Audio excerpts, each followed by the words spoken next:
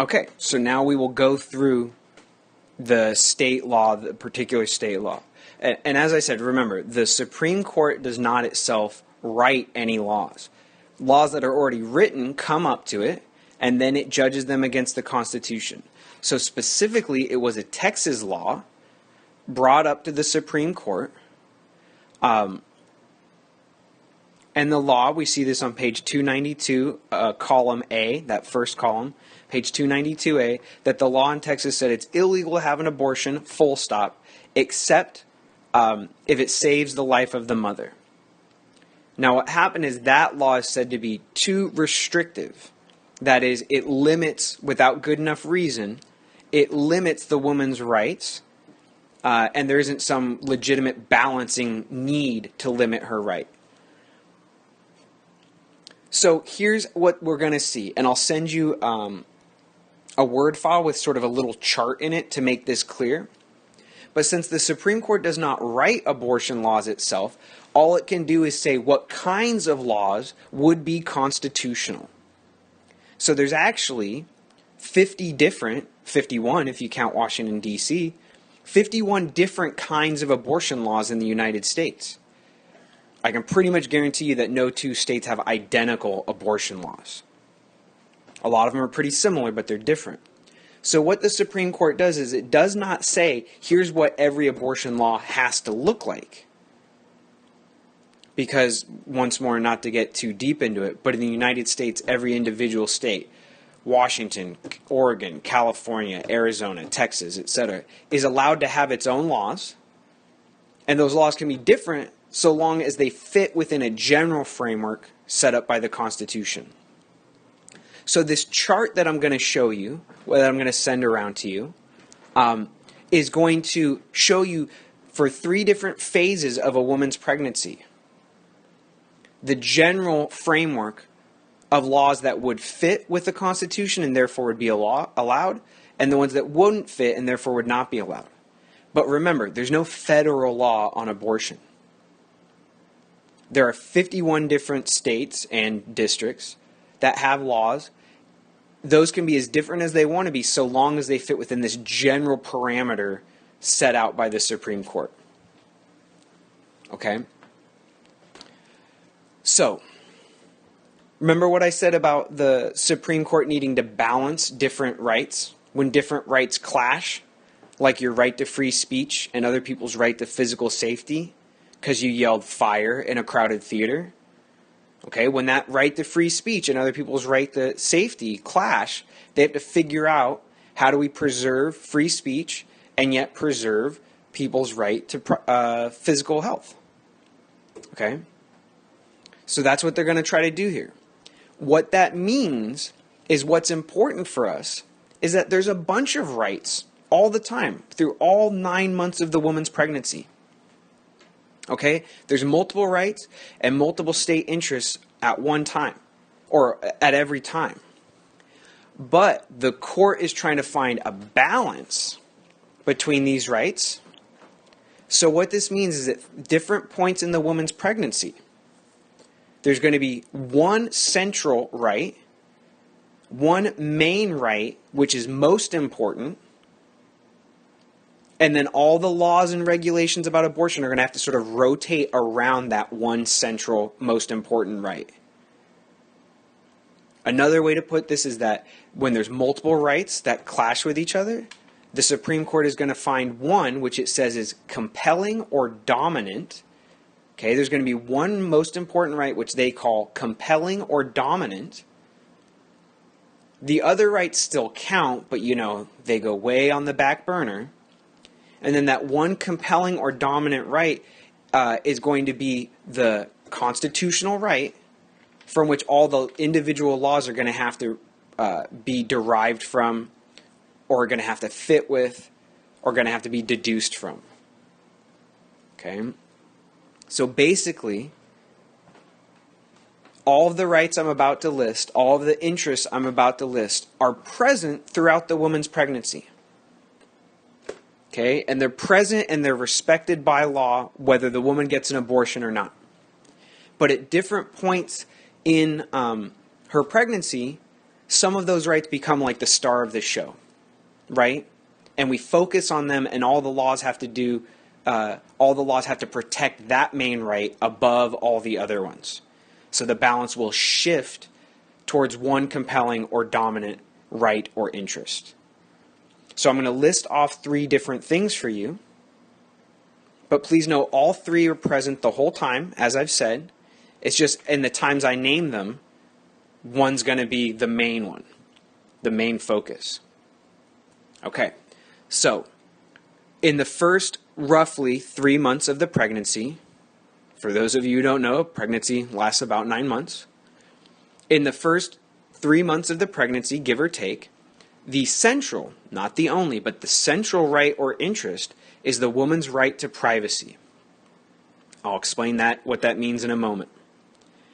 The resulting legal restrictions, there's basically no legal restrictions. Again, the first 3 months, the dominant or compelling right is the woman's right to privacy. What that means is that states are basically not allowed to regulate or restrict the abortion at all. Okay, the second chunk of the pregnancy, the second time phase that we're interested in is 3 months, which is about 12 weeks, right? 4 weeks to a month. It's about 12 weeks to 24 or 28 weeks. We'll say more about this, but it's about 12 weeks or 3 months, same thing, to about 24 to 28 weeks. Okay? There, the dominant or compelling individual right is the woman's right to health. Also, same phase, second phase, the state has an interest in the woman's health. The state wants the woman to be healthy. So there you can just say health, but you have to know it's mother's health, woman's health, and it's helpful to know that the woman has a right to that, but also the state has an interest in her being healthy. So what that means is now you can have some regulations in this second phase of about 12 weeks to about 28 weeks. You can have some regulations, but remember, the law always follows the rights. The law always follows the constitutional rights. So if the woman has a constitutional right to her health, the regulations on abortion will be that she can have an abortion if it helps her stay healthy. She can't have an abortion if it makes her unhealthy. Okay? People mess that part up all the time. So remember, second phase, 12 weeks to about 28 weeks. The central right or interest is the woman's right to health and the state's interest in the woman's right to health, which means that every regulation has to protect the woman's health. It has to enhance or protect the woman's health. So in this second phase, about the middle of the pregnancy, you can regulate abortion some, but you can't ban it. Okay? You cannot ban abortion. You just have to make sure it happens in healthy ways. Okay. Third phase, final phase of the pregnancy is from viability, which I'll define in a moment, viability to birth. You could roughly say, the 7th, 8th, 9th month. Okay. Viability is when biologically a fetus should be able to live outside of the woman, outside of the woman's womb by itself. Maybe you have to put it in an incubator, maybe you have to give it vitamins or something, but it can live without the body of the mother. So viable, something's viable just means it can continue to exist, right? A viable plan is a plan that isn't going to fall apart. So viability for a fetus means that whether you do or not, if you took it outside of the woman, right? You perform a C-section or something. If you took it outside of the woman, is it going to have any chance of survival? A realistic chance of survival. Okay. So now the interest, which is dominant, okay, is the state's interest in potential life. Okay.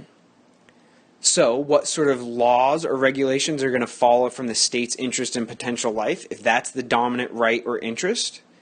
Now you can have serious restrictions on abortion, including prohibition, or a ban, is how we usually say it, prohibition or ban on abortion. So again, the third phase that matters most for us is basically the third trimester, the final trimester of the pregnancy, last 3 months. Here, the right or interest which is dominant is definitely the state's interest this time. That's the main one. And that's the state's interest in preserving potential life. Now, of course, if their interest is to preserve life, what kind of laws would preserve life? The ones that make killing the fetus illegal. That is, abortion can be made illegal here.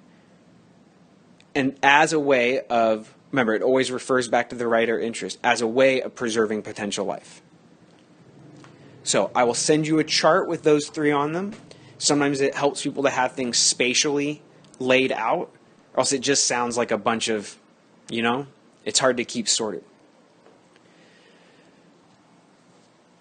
But as they say, it's always in the details, right? All I've just done is verbally given you a chart, a schematic, a blueprint. But if there's a blueprint for your house, you don't live in the blueprint, right? You live in the house itself. So let's start filling out this general, let's put stuff between the walls, right? Okay, so what is the right to privacy? This one's so easy to misunderstand, right? The right to privacy is not, okay, this is not what we're talking about. The right to privacy here is not your right to keep secrets or, to not have to show ID to a police officer or to hide your face or anything like that, right? It's not related to that. Privacy here we see defined on page 292b. Privacy has to do with activities relating to marriage, procreation, contraception, family relationships, and child rearing and child education. Okay? So it doesn't mean privacy in the sense of people not knowing facts about you. It's about making decisions in your private, rather than your public, your private life. Basically, just put in your notes here, privacy equals inside your own home. Okay? Decisions you make about things that only affect you and your family. Now, especially those of you who wish that abortion was illegal, generally, might say, okay, yeah, people can do what they want, but we're talking about killing here, right? We're talking about killing a fetus. Now, the government gets to tell you what to do, even inside your own home. Sometimes you can't make meth inside your house. You can't beat your children. So this is something important to notice about all rights in American constitutional law. They all have limits. There's no absolute right. Just like there's no absolute power of the state to make you do things or prevent you from doing things. There's always a limit. Another way to put that for language we've been using is that there's always a balance. Your rights will have to be balanced sometimes against other people's rights. So while you have a right to swing your arm around if you want, you can't swing your arm around if your kid's in front of your fist, because they have a right to their bodily integrity and all that. Okay? So, you have the right to raise your children as you see fit in general within limits, but you can't beat your children. You can't fail to feed your children, and you have to send them to school. Okay, so some people, people who are against the legality of abortion will say right there, right? Even privacy is limited. So how come women get to make this allegedly private decision that involves something really serious? Exactly the kind of stuff we would think the government could regulate, prevent, etc. So think about it this way, and I hope this doesn't sound vulgar. I do mean it in a serious way. But another way you can understand privacy here is that it has to do with your private parts.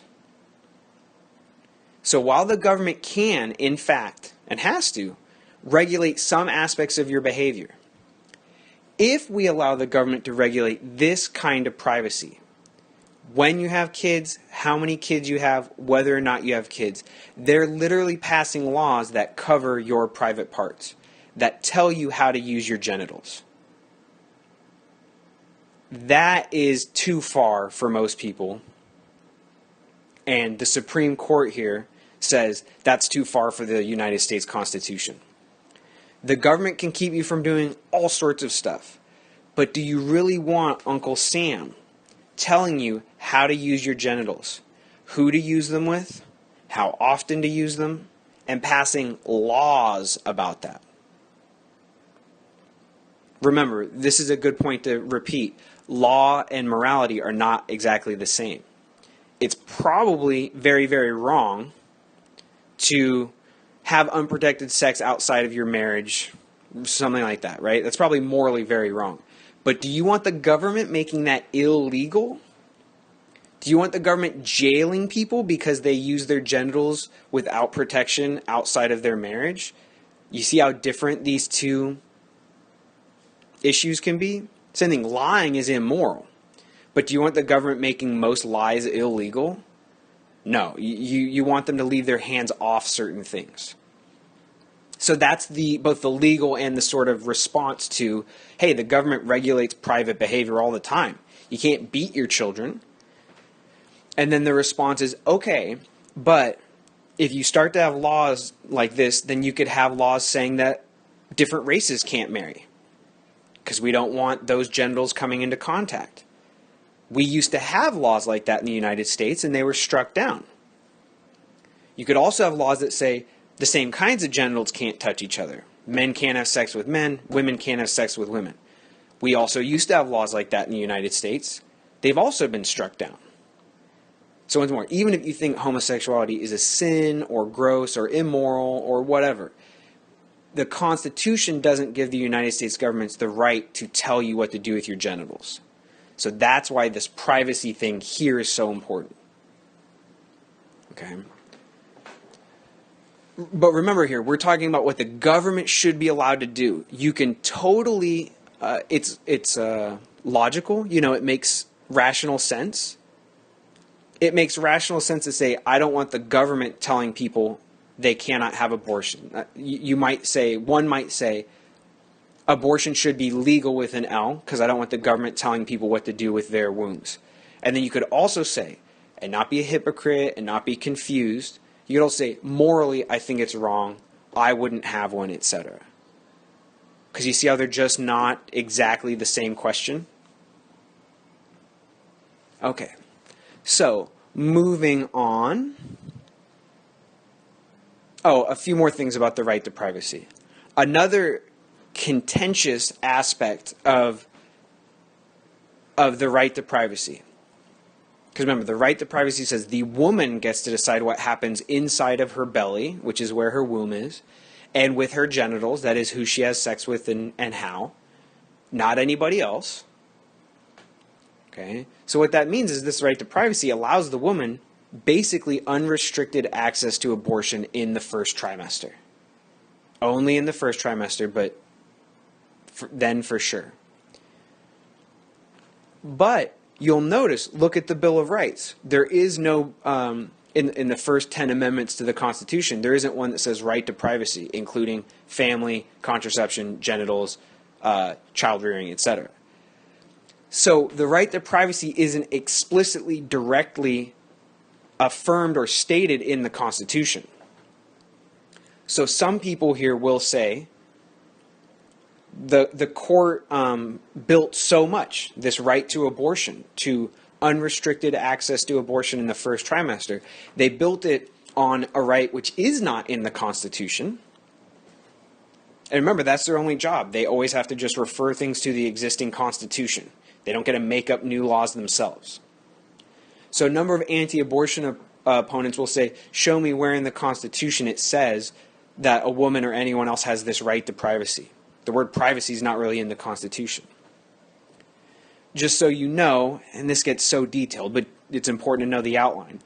They, on page 292b, point out that notions of privacy are in the 1st, 4th, 5th, 9th, and 14th Amendments.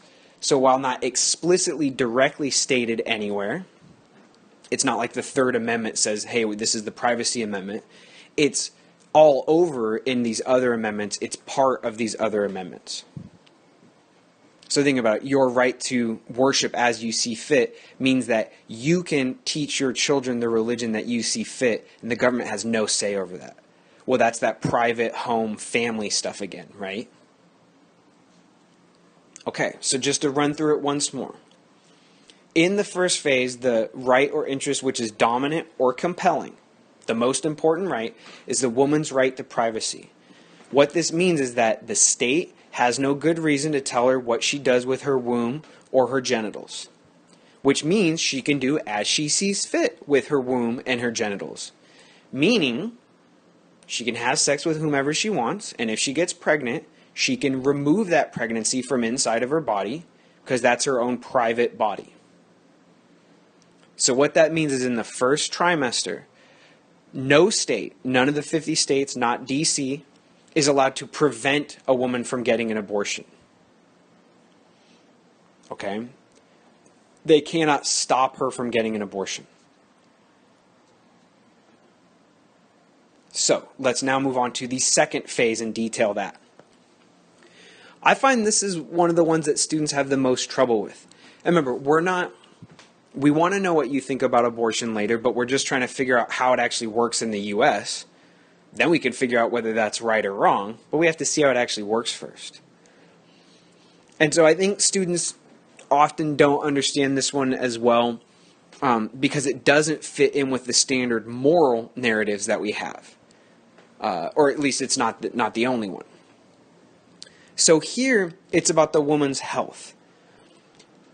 Now, students always remember that, but then what they often think, which is not the case, is that abortion is illegal in the second trimester because it's dangerous for a woman. That's not what it means. So what it means is that if a woman's going to have an abortion, which she still can because remember, her privacy doesn't disappear in the second trimester, it just becomes less important, but she's still allowed to do as she sees fit in general. It has to be done in a way which preserves rather than endangers her health. So here in the second trimester, now the states can regulate abortion more than they can in the first trimester. But it's still pretty limited how they can regulate it because they can only pass laws which protect or enhance the woman's health. Now that just sounds sort of vague, right? What does that mean? Well, the standard kinds of regulations here, the ones that are definitely fit with the Constitution, the way Roe versus Wade point out, is you might say here, hey, if a woman's got a tricky pregnancy, then only a doctor can give her an abortion. It can't be a nurse or a nurse practitioner, right? We want to make sure it's safe. So if it's a tricky pregnancy, then a doctor, a specialist has to perform the abortion. We don't want her dying because we let her pick someone who didn't have good training or the specific training needed. Okay. A little more detailed, but this is definitely how it often works, is at a certain point in the pregnancy, the fetus is grown fairly large. So if a woman wants to have an abortion, then she still has the right to an abortion, but states can say you have to have a specific kind of abortion, you have to have the safe kind of abortion, and not a less safe or unsafe kind of abortion. So what this means, and this is a little gruesome, but no one said details about abortion were going to be pleasant, right? Even if it's not immoral and should not be illegal, it's still an intense thing to talk about, is when you're early on in your pregnancy, you can take chemical pills that will cause you to have an abortion. That's basically what Plan B is, right? It makes it so that the fertilized embryo doesn't attach to the cell walls. I think that's how the pill works. And Plan B works similarly afterwards, right? It just means that you drop that. Well, with a chemical abortion, as it's called, if it's just a tiny clump of cells, that'll pass through the woman's body easily, that is, healthily, right? Safety in terms of health. But if she's, 18 weeks on, it might be too big physically to just be passed through that way. So then you would need to have what's called a surgical abortion. Now, the surgical abortion is probably what you think of when you think of as an abortion. Okay, there's cutting and things like that done. Now, the reason, let me be clear, the Supreme Court says the state can, at a certain point, require a woman to have a surgical abortion rather than a chemical one. Now, why would they be allowed to do that, according to the Supreme Court?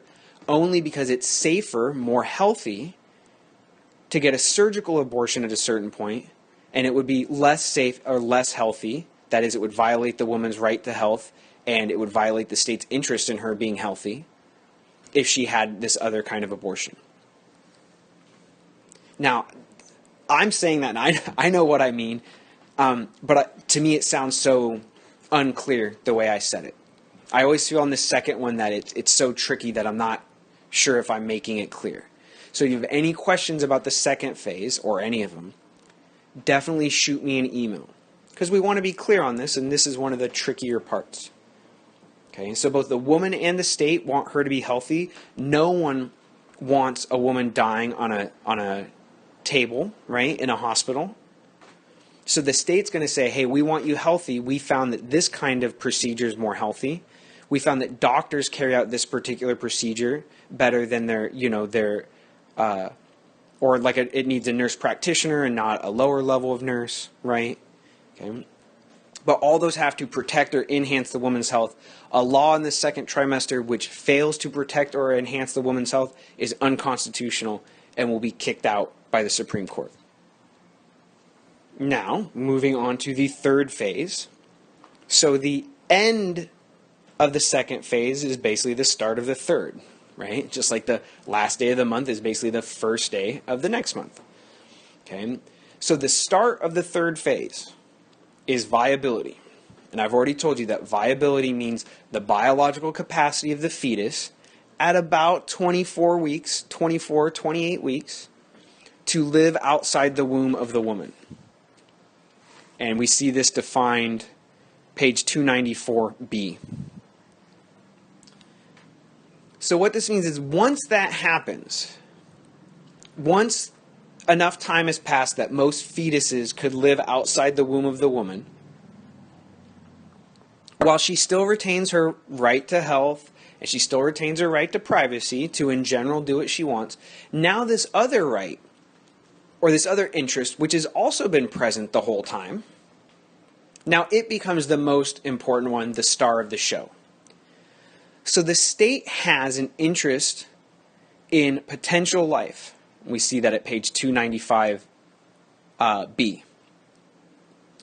So what this means is, all other things being equal, Texas wants women to have children. Okay, it wants more people to be in the National Guard. It needs more people to pay taxes. That's the sort of cynical but realistic side of it. The less cynical side is like, nobody wants a maximum number of abortions. In general, the state would like to see babies in the playground and not just a skyrocketing number of abortions. So the state has a legitimate, that is, constitutional, interest in less or fewer abortions. / same thing, right? The state has a compelling, legitimate, constitutional interest in there being more citizens, more babies that turn into citizens. Now, same as the woman's right to privacy. This is not an absolute right. If it were an absolute right, then it would just mean that the state could prevent anything which prevented life. If it were an absolute right, which it's not, then the state could ban contraception. It could require people to have children. Sounds pretty crazy, right? So like every other interest or power of the state, and like every individual right that you and I have, there's limits to this. However, in the final trimester, that's when this interest of the state is relatively unlimited. But remember, you have to have the trigger of viability for this interest to be relevant, for it to be dominant. Because before the fetus can live outside the woman, yes, there's still potential life there, but the odds of it coming to fruition are relatively small.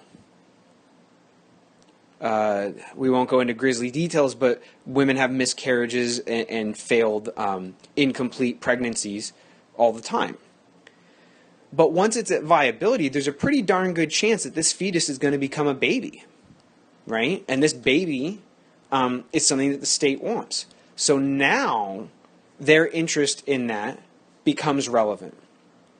Like I said, just flip the phrases and link them all together. Interest in life means an interest in preventing killing. Abortion is the killing of a fetus, right? So the state can, if it wants, prohibit abortion only post-viability. Not before, only post-viability, which is about 6 months, about 24 weeks. Okay? Then the state can limit and regulate abortion in lots and lots and lots of ways, including the ultimate regulation, which is prohibition or banning abortion. You see these, by the way, summarized, page 295b, going over to the end of the article on page 296. Okay? That's where, like, at a glance, you can see phase 1, phase 2, phase 3. Okay? So, just one thing to mention here about health. The woman's health is the right and interest of the state. The woman's right and the interest of the state in her health is the secondary, so it's not dominant, it's not compelling. It's the secondary right or interest in both the first and the third phases. It is the dominant one in the second phase. Like I said, who knew the abortion law was this confusing, right? That it was this complicated. So the woman's health is the secondary, not dominant, secondary right or interest in the first phase and again in the third phase. Because same thing, the woman never wants to die or be unhealthy. The state never wants women to die or be unhealthy. Okay? But in the first phase, the woman's right to health supports her right to abortion. Because I know this sounds unusual, but the Supreme Court backs it up here, and so does medical science. It is safer to get an abortion in the first trimester than it is to carry a baby to full term.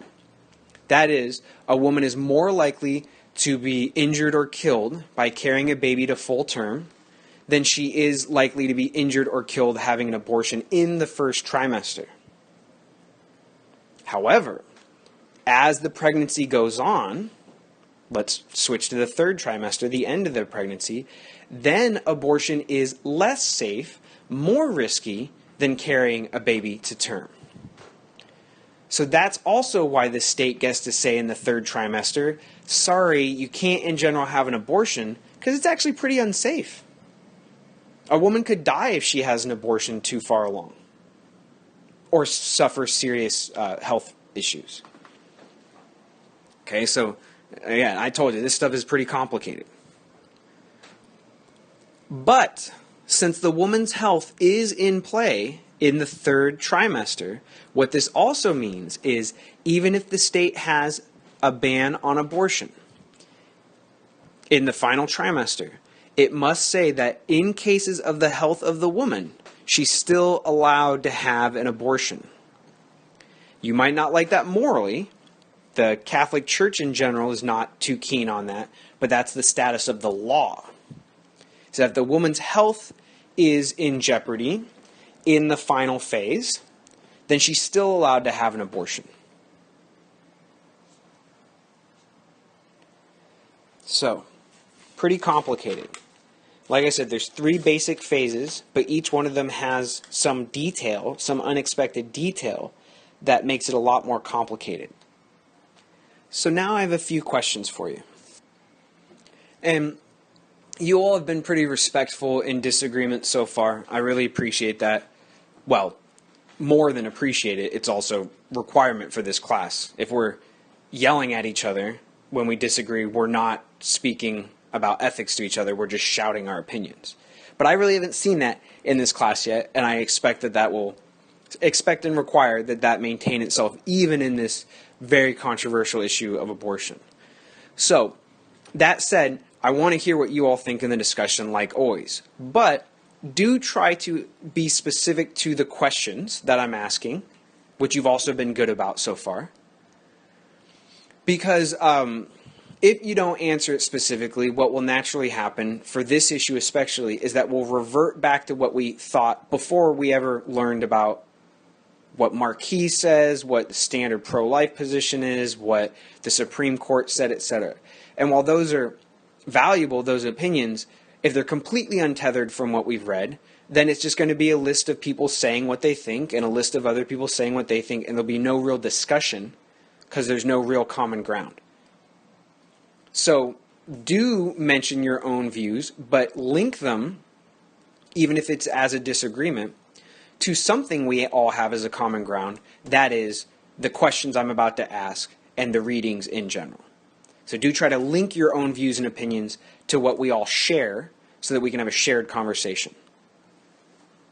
Okay, so the final trimester, Roe versus Wade, the Supreme Court says the woman's health is also a factor, meaning that even when the state basically says no abortions after viability, there has to be an exception for the health of the woman. Okay, what sort of health do you think should count there? Health is pretty vague, right? It's pretty darn general. So, on one really limited side of the spectrum, you'd say, okay, health should count in the final trimester, but only if the life of the mother is at risk. Now, just so you know, the Supreme Court says that's too narrow. That was Texas's law, basically. So, just so you know, they want it to be health in a wider sense than just life or death. But that'd be one way to think that health could still count, but it'd be the narrow version of health. If the woman's life is at risk, she can, if she's going to die for sure, she can have an abortion. Now, there's a bunch of things in between, but the other side of health, the most broad, wide open interpretation of what health means, is that it would include even mental health. But you could take that really, really broadly, like if the woman feels like she would be, just doesn't want the child, and then would have to have it, she could maybe claim that that violates her mental health. Okay. So, if you think that health should count, that is, there should be some exceptions to bans on abortion in the final trimester due to health. If health can give women access to abortions in the final trimester, what kind of health do you think counts there? Okay, that's the first part of the question. What kind of health, if any, do you think should allow a woman a late-term abortion? So pause the recording and think about that, please. Now connect that to your views on pregnancies in the case of rape or incest. So for some people, there's going to be a connection between health and rape or incest, probably mental health. For some people, there's no connection, but they're still going to want women to be able to have abortions even late on in the pregnancy if they've been raped or the baby's a product of incest. Okay. So, you see what I'm basically asking you to do? Most people are not really excited about the idea of a woman having an abortion 8 months on, including the woman, trust me. But then a lot of us will still grant some exceptions, right? Basically, we want to say no abortions at a certain point, but we say, hey, within reason, here's the exceptions. What, if anything, unites those exceptions for you? For some people, it's mental health unites all of them. That's basically where the Supreme Court stands. For some people, it's not going to unite them. There's going to be different reasons why rape should be able to is a good enough reason to kill the fetus. And for some people, that's not going to have anything to do with health. So again, what do you think should count as health? That's the first part of the problem. If you think the second part, if you think that rape and incest should also allow late-term abortions, how do you see that fitting with your other late-term exceptions? Okay.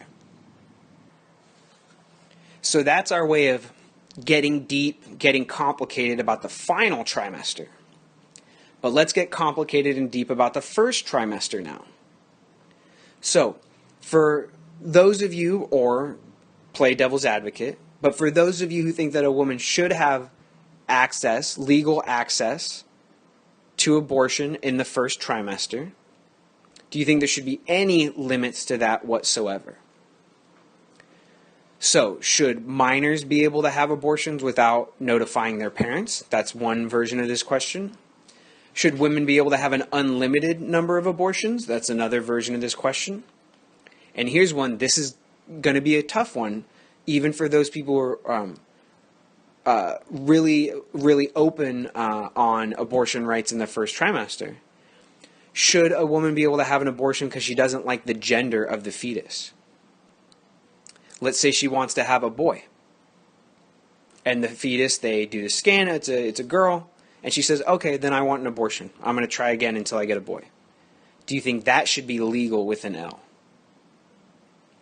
An also difficult version of this question is, what about when the baby has some kind of birth defect? Where, if anywhere, would you draw the line on that? What if its birth defect is that this baby's not going to be able to breathe a single breath of air, it's going to die as soon as it's outside the womb?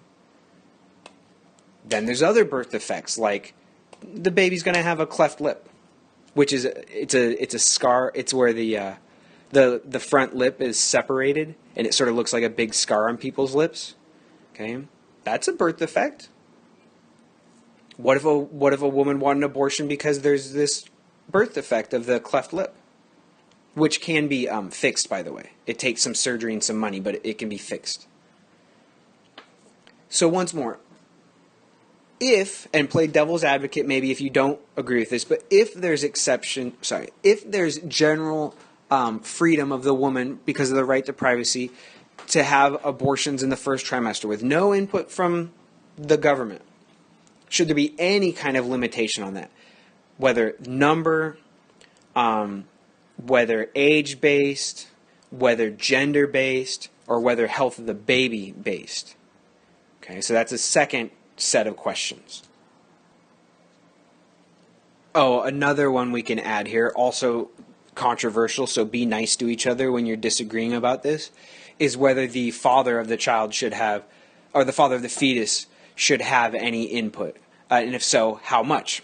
Veto power, a promise that he'll raise the child if she doesn't want to, full custody, that he gets the right to a conversation, but no actual, he can't make her do or not do anything.